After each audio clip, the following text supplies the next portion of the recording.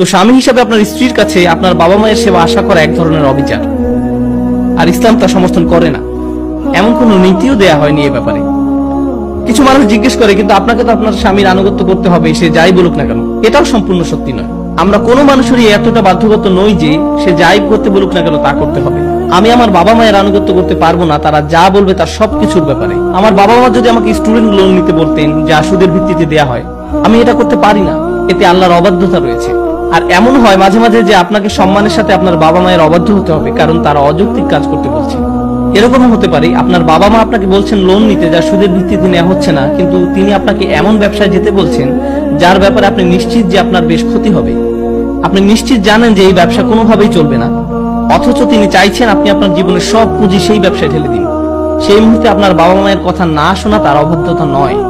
এভাবে ভাবলে চলবে না। বস্তুত অভিভাবকের বাধ্যগত থাকার অর্থ যৌক্তিকতার ঊর্ধ্বে নয়। আমরা কোনো মানুষেরই এতটা বাধ্যগত নই যে সে যাই করতে বলুক না কেন তা করতে হবে। আর অবশ্যই আমরা যখন তাদের অবাধ্য হই, আমরা কখনো কোনোভাবেই তাদের অসম্মান করে তা করি না। আর এটাও সত্যি, আমাদের জন্য যদি কঠিন হয়ে দাঁড়ায়, আমাদের প্রতি যদি তারা কঠোর হন, সেক্ষেত্রেও তাদের আনুগত্য করতে হবে।